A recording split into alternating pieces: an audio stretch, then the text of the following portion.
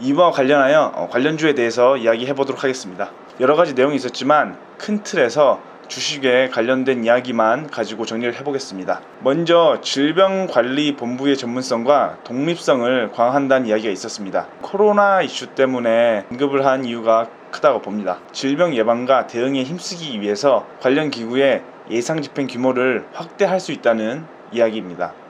이와 관련하여 젤바이오, 이글벳, 대성미생물 등 질병 관련 테마주들의 관심을 가져볼 수 있다고 봅니다. 그리고 이어서 최근 발표를 통해 알려진 대로 코로나 이슈로 인해 침체된 경제를 살리기 위해서 한국판 뉴딜 정책을 국가 프로젝트로 추진한다고 이야기를 했습니다. 한국판 뉴딜 정책에 대한 이야기는 앞선 영상에서도 언급을 드렸는데요. 아무래도 침체된 경제를 살리기 위해서 많은 자금을 투여하고 정책적으로도 힘을 실어서 추진한다는 것을 알 수가 있습니다. 크게 디지털 산업에 대한 투자와 정통적인 건설 산업 SOC에 대한 투자 두 가지로 나눌 수가 있는데요. 일단 5G 인프라 조기 구축과 이를 활용하는 데이터 산업을 국가 산업으로 추진했다고 이야기를 했습니다. 이와 관련해서 5G나 비대면 산업, 디지털 산업 테마에 관심을 가져볼 필요가 있다고 봅니다. 관련해서는 머큐리, 데이터 솔루션, 오픈베이스, 빗셈전자, 한네트 등이 있습니다. 비대면 의료, 교육, 유통 등 디지털 산업을 집중 육성하고 전통 산업인 도시, 도로, 교통망, SOC 산업을 결합해서 대규모 일자리 창출을 도모할 수 있게 적극적으로 추진한다고 이야기를 했습니다.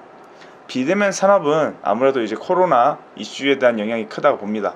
앞으로 사람과 사람이 대면해서 하는 것보다는 온라인을 통한 교육이나 의료, 산업을 집중적으로 육성할 가능성이 크고 이와 관련된 투자가 활발히 이루어질 가능성이 크다고 봅니다. 전통적인 SOC 산업은 이미 시세를 줬던 고려시멘트나 특수건설, 모엔즈 등 관련된 전통적인 산업 테마들이 시세를 보일 가능성이 높다고 봅니다. 결국 앞서 이야기 드린 디지털 산업이나 SOC 산업, 비대면 산업 이 모든 것들이 일자리나 경제 활성화를 하기 위한 정책이기 때문에 주기적으로 일자리 관련 테마주들이 수혜를 받을 것이라 봅니다. 대표적으로 일자리 관련주는 위즈코프, 윌비스, 에스코넷 등이 있습니다. 그리고 마지막으로는 북한에 대한 이야기를 했습니다.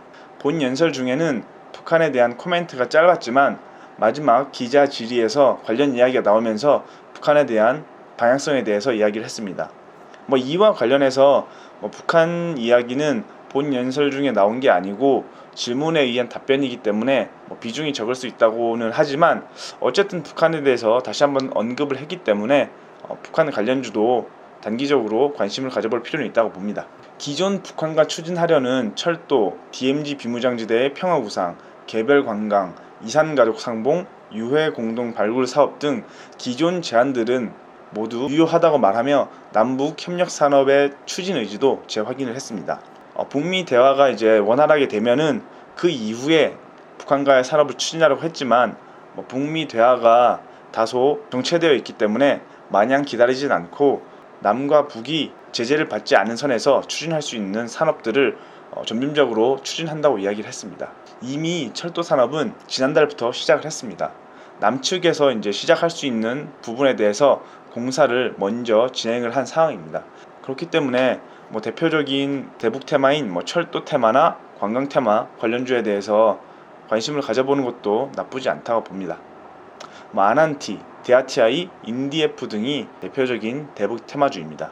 3주년 연설과 관련하여 많은 정책들에 대해서 이야기를 했고 이와 관련하여 관련주가 워낙 많습니다. 정책 자체가 국가 프로젝트로 많은 자금과 시간이 들어가기 때문에 단기 테마로 끝나기보다는 섹터들이 순환하면서 번갈아가면서 상승을 할 가능성이 높다고 봅니다.